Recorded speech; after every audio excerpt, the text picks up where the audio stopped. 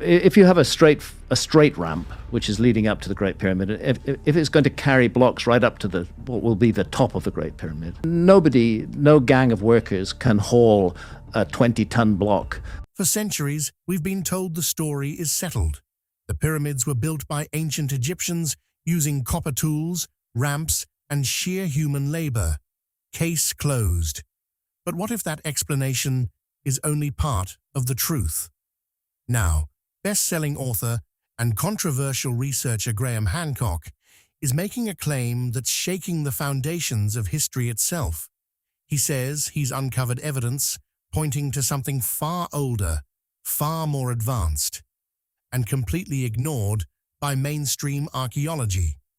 According to Hancock, the true origins of the pyramids may trace back to a lost civilization, one sophisticated enough to possess knowledge we still struggle to replicate today. Standing before the towering stones of the Great Pyramid of Giza, Hancock asks a question most experts refuse to entertain. What if the pyramids weren't the beginning of Egyptian genius, but the inheritance of something much older? From mysterious alignments with the stars to unexplained engineering precision, the clues are there. The debate is explosive, and if Hancock is even partially right, everything we think we know about ancient history could be rewritten. Before we go deeper, hit like and subscribe, because this is where the real story begins. The man who refused to stay silent. Graham Hancock is not your typical historian. He's not an Egyptologist, not a university professor, and not part of the academic world. But here's the thing. That's exactly part of why so many people trust him. He started out as a journalist for The Economist, trained to ask hard questions and follow evidence wherever it leads. Then, in the 1990s, something shifted. He stopped chasing news headlines and started chasing something far bigger: lost history. His questions were simple, but bold. What if ancient civilizations are far older than we've been taught? What if our history books only tell half the story? And what if the truth has been literally buried beneath centuries of sand, stone, and what he calls academic gatekeeping? For over 3 decades, Hancock has traveled the world, from the pyramids of Egypt to the jungles of Indonesia, from underwater ruins off the coast of Japan to ancient temples in Central America. Along the way, he's spoken with geologists, astronomers, linguists, and mythologists. His approach is to look for the patterns that connect all of these findings, the things that mainstream archaeology tends to quietly ignore. Critics call his theories pseudoscience. Some say he's dangerous, misleading, even anti-intellectual. But millions of readers and viewers see something very different. A man willing to ask the questions no one else will, and backing those questions up with research, fieldwork, and hard evidence. What truly sets Hancock apart isn't just his ideas, it's his refusal to be silent. He doesn't claim to have all the answers. He simply points out that the official story has gaps, that the pieces don't fit neatly together, and that there is far more to our past than we've been told. And right at the top of his list, the biggest, most baffling mystery of all, is the Great Pyramid of Giza. The Khufu problem, a monument with no name. Here's something that might surprise you. The Great Pyramid of Giza is the most iconic structure ever built by human hands. Yet when you go looking for proof of who actually built it, you come up almost completely empty. The official story goes like this. Around 2500 BCE, Pharaoh Khufu ordered its construction. It took about 20 years, relied on a massive workforce of skilled laborers, and was built using copper tools, wooden sleds, and enormous human effort. It's a story repeated in textbooks and museums around the world. But Hancock's response is direct. Where's the actual evidence? For a civilization as meticulous as ancient Egypt, the silence inside the Great Pyramid is extraordinary. Nearly every royal tomb from this era is filled with inscriptions, prayers, dedications, the pharaoh's name, divine praises. But step inside the Great Pyramid and you'll find none of that. Not a single hieroglyph on the interior walls. No carvings, no reliefs, no royal declarations, just vast, silent stone chambers. Even the so-called sarcophagus in the king's chamber is plain granite, undecorated, unmarked, and completely empty. No mummy, no burial objects, no royal seals. Nothing that ties it to Khufu or anyone else. So what does connect the pyramid to Khufu? Just one thing. Some faint quarry marks, essentially ancient graffiti, reportedly found in a hidden chamber above the king's chamber. These were supposedly discovered in 1837 by a British explorer named Colonel Howard Vyse, who was using explosives to force his way through sealed sections of the pyramid. According to his journal, he opened a chamber that had never been entered and found inscriptions bearing Khufu's name. But Hancock and other researchers have raised serious questions about this claim. Vyse had a competitor who was close to making a major discovery first. There were no independent witnesses to his find, and inconsistencies in his own records have led several researchers to suggest the marks may have been forged to secure his legacy and continued funding.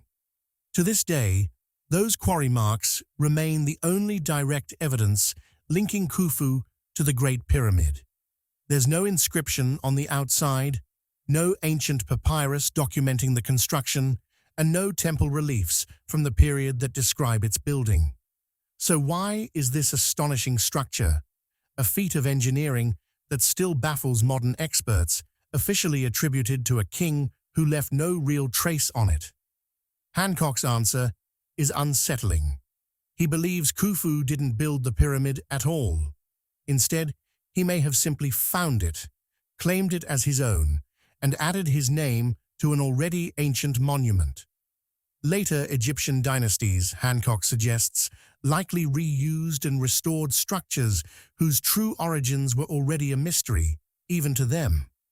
That would explain why the Great Pyramid stands so dramatically apart from everything else the Old Kingdom produced, most of which are little more than crumbling ruins today. If the pyramid's origins were already a mystery to the ancient Egyptians, then the real question isn't who claimed it. The real question is, who actually built it? And when you look closely at how it was built, things get even harder to explain. The engineering that shouldn't exist. When you set aside the mythology and look at the raw facts of the Great Pyramid's construction, one thing becomes very clear. This was not a primitive building project. It was precision engineering on a scale that would challenge even the most advanced construction teams working today. Start with something that sounds simple: its orientation. The Great Pyramid is aligned to true north with an error of just 0.05 degrees. Not magnetic north, which shifts over time, but true north. The kind of alignment that today requires satellites and precision instruments. How was this achieved over 4,500 years ago with copper tools and stone mallets? Then look at the foundation. It covers more than 13 acres of ground, yet it is perfectly level, with a variance of less than an inch across the entire base. Even with modern laser-guided surveying technology, achieving that on such a scale would be considered a remarkable feat. And the stonework itself is unlike anything else from the ancient world. The limestone casing stones and inner granite blocks are fitted together so precisely that in many places you cannot slide a razor blade between them. Some joints are angled, others are curved. They don't just sit tightly against each other, they interlock, distributing weight and absorbing force. This isn't rough stacking, It's deliberate, intelligent construction. Now consider the tools the official story provides to explain all of this. Copper chisels and dolerite-pounding stones. The problem is that copper is a soft metal, far too soft to cut granite effectively. Experimental archaeology has put these tools to the test, and the results are consistently underwhelming. Slow progress, broken tools, imprecise cuts. Yet the Great Pyramid contains an estimated 2.3 million blocks, some weighing between 2 and 15 tons. Each had to be quarried, shaped, transported, and placed with extraordinary accuracy. According to the accepted timeline of about 20 years, that works out to placing one block every 2.5 minutes, 24 hours a day, 7 days a week, without stopping, without error, for 2 solid decades. And it's not just the construction that's puzzling, it's the design itself. The internal chambers, especially the Grand Gallery and the King's Chamber, show a level of geometric intelligence that goes well beyond practical necessity.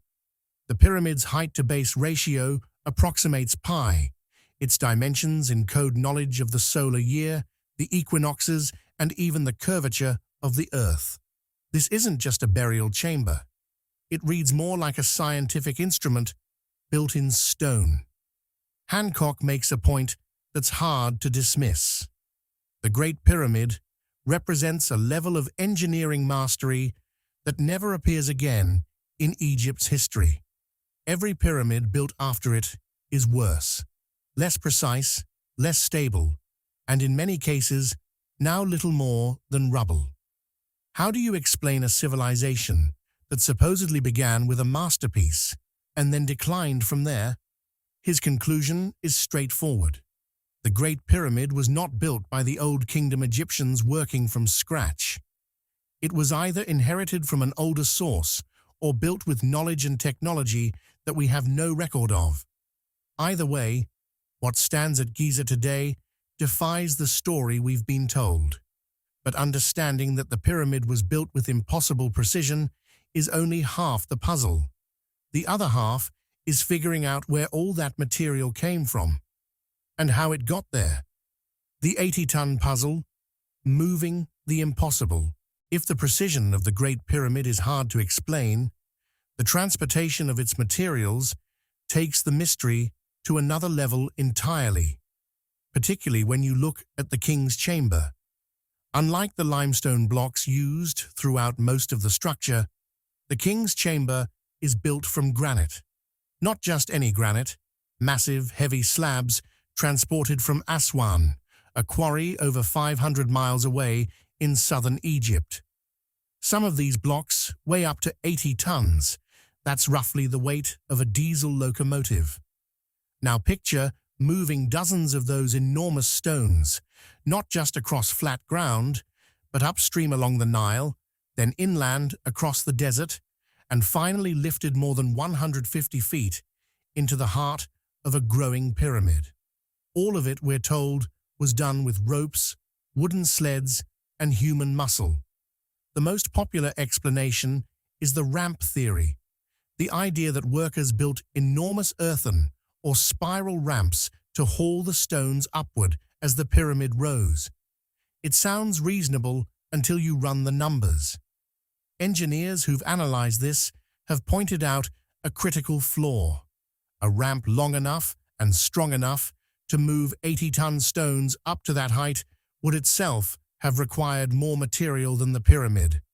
And yet, despite decades of excavation around Giza, no trace of such a ramp has ever been found. Other theories, internal ramps, pulley systems, counterweights have been proposed, but none have solid archaeological support. And when modern engineers and crane operators have actually attempted to move and shape granite blocks using replicas of ancient tools, many have said outright they could not do it. Not at the scale, speed, or precision the pyramid demands. Hancock's take on this is blunt. This wasn't just manpower. It was know-how. He believes the builders possessed engineering knowledge that has since been lost, whether that involved an understanding of physics, leverage, or some other technique we haven't yet identified. The official story, he argues, simply doesn't hold up when you apply real-world physics to it. So, if the pyramid wasn't built by the Old Kingdom Egyptians, as we understand them, when was it actually built? Hancock believes the answer isn't hidden inside the pyramid at all. It's written on the surface of something standing right beside it, something that's been quietly telling us the truth for thousands of years: the Sphinx and the water. At the edge of the Giza Plateau stands the Great Sphinx, carved from a single mass of limestone, half lion, half human, staring silently across the desert. According to mainstream Egyptologists, it was built around 2500 BCE during the reign of Pharaoh Khufu. Hancock believes that date is wrong by thousands of years, and the proof is written in the stone itself. In the 1990s, geologist Dr. Robert Schoch examined the Sphinx not as an archaeologist, but as a scientist looking at rock. What he found was striking. The walls of the Sphinx enclosure show deep vertical fissures, a weathering pattern that geologists recognize as caused not by wind and sand, but by heavy, prolonged rainfall.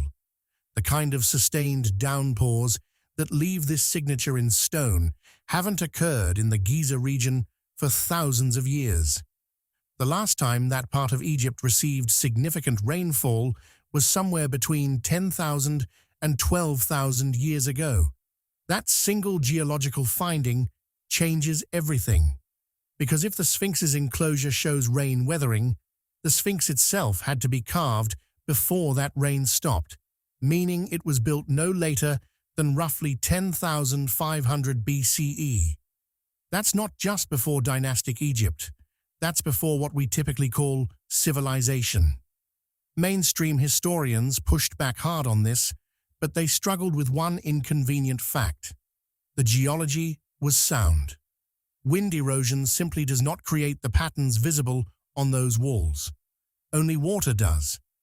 Hancock connected Schoch's findings to something even bigger: the possibility of a global cataclysm around that same time period.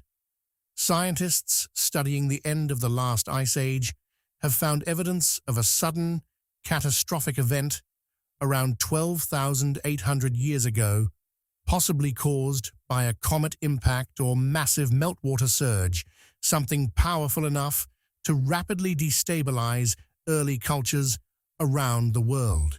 Hancock believes the Sphinx may be one of the few surviving monuments from before that catastrophe, a remnant of a civilization that was largely wiped out and then forgotten.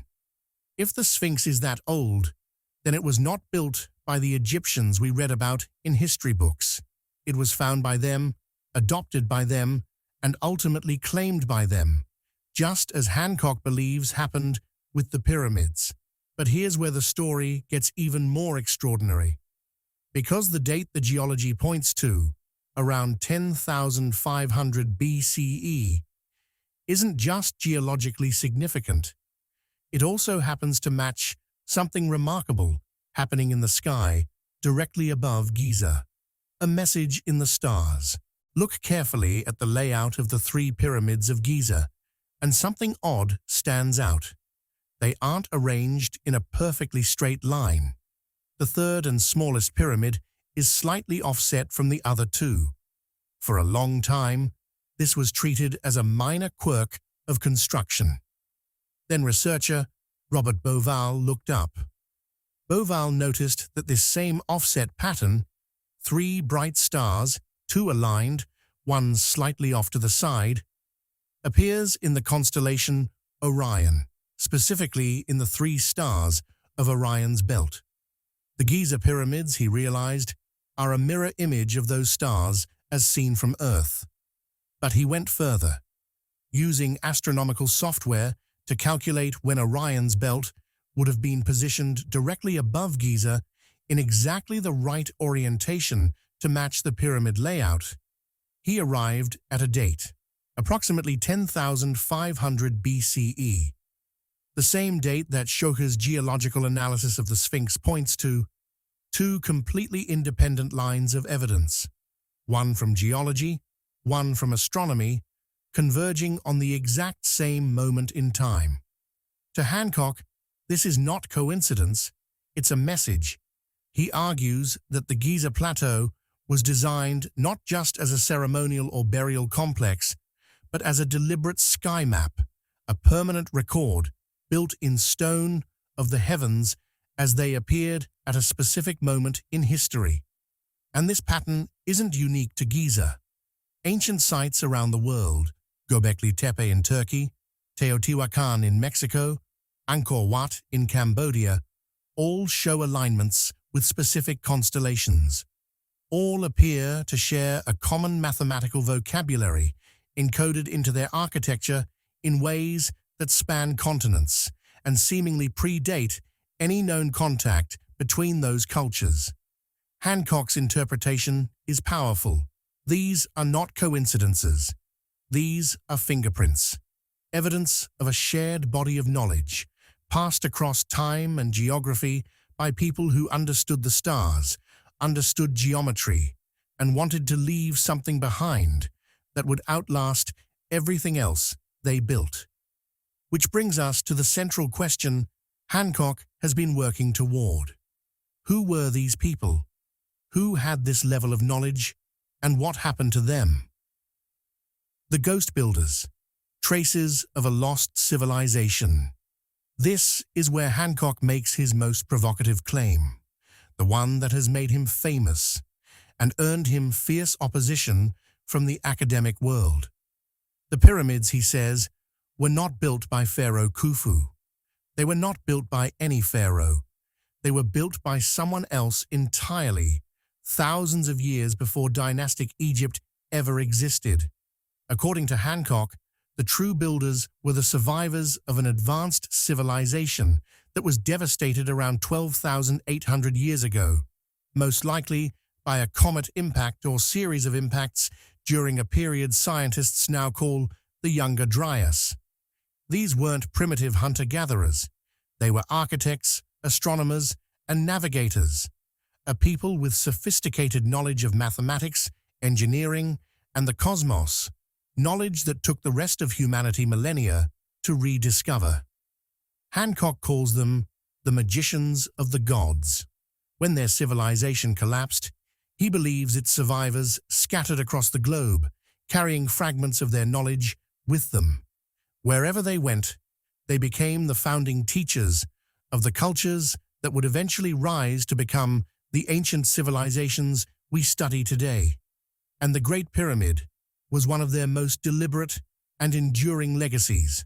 Not a tomb, not a monument to a king's ego, but a time capsule, a message in stone, designed to outlast floods, wars, and the slow erosion of human memory. The evidence Hancock points to isn't limited to Egypt. Pyramid structures appear on multiple continents, built by cultures that supposedly had no contact with each other, yet sharing similar mathematical proportions, celestial alignments, and architectural principles. He sees the same hand at work, the same body of knowledge leaving its mark across the ancient world. These builders, Hancock argues, understood sacred geometry. They had measured the dimensions of the Earth. They encoded the precession of the equinoxes, a roughly 26,000-year cycle of the Earth's rotational wobble, directly into the architecture at Giza. That's not primitive knowledge. That's the kind of understanding that took Western science until the 17th century to formally articulate. Hancock's case is built on multiple disciplines working together: geology, astronomy, architectural analysis, and global pattern recognition. No single piece of it, he acknowledges, is a smoking gun. But the convergence of all of it, he believes, points clearly towards something real. A civilization that existed before the one we know. one that was older, more capable, and far more sophisticated than anything in our history books. And if that's true, if history is wrong on this scale, the obvious question is, why haven't we been told? Hancock has a clear answer to that too. The cover-up for Hancock. The most frustrating part of this investigation isn't the unanswered questions. It's the feeling that some of those questions are being actively prevented from being asked. He points to a moment in 1993 that he considers deeply telling. A German engineer named Rudolf Gantenbrink sent a small robot into the narrow internal shafts of the Great Pyramid. The robot discovered something stunning, a sealed stone door deep within the structure, leading to a space that had never been accessed. It was the kind of find that should have triggered immediate, worldwide scientific excitement. Instead, Gantenbrink was cut off. The Egyptian Antiquities Authority, led at the time by Zahi Hawass, took over the project and blocked further investigation. That sealed door has never been fully explored. We still don't know what's behind it. Then, in 2017, a team of scientists used muon tomography, a technique that uses cosmic ray particles to scan dense structures, to peer inside the pyramid from the outside. What they found was astonishing. A massive hidden void above the Grand Gallery, a cavity so large it could contain a commercial passenger jet. The discovery made headlines around the world.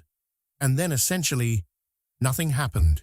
No cameras, no excavation, no follow-up, just silence. Hancock's reaction to this pattern is one of genuine frustration. He doesn't believe these decisions are accidental. He believes that confirming the pyramids predate dynastic Egypt, confirming a lost civilization existed before recorded history, would be so disruptive to the established academic and institutional narrative that powerful interests are motivated to delay or suppress it. Academic careers, national heritage, museum collections, educational curricula, and international prestige are all built on the current version of history. Overturning it isn't just inconvenient, it's threatening to everything built on top of it. So instead of open inquiry, Hancock says, we get delays. Instead of answers, we get gatekeeping. And instead of honest debate, we get dismissal. He's not claiming to have solved every mystery. What he's saying, and what he keeps returning to throughout his career, is something actually more important than any single answer. We owe it to ourselves and to the past to ask better questions. Because if the pyramids are not what we've been told, if they are truly the legacy of a civilization we've forgotten, then this isn't just a historical curiosity. It means we have been here before. It means humanity once reached a level of sophistication that was wiped from the record by catastrophe. And it means the story of our species is far older, far stranger, and far more extraordinary than any textbook has ever taught. What do you think about what Hancock has uncovered? Let us know in the comments below. And if this is the kind of story you want to keep exploring, hit subscribe, because there's a lot more where this came from.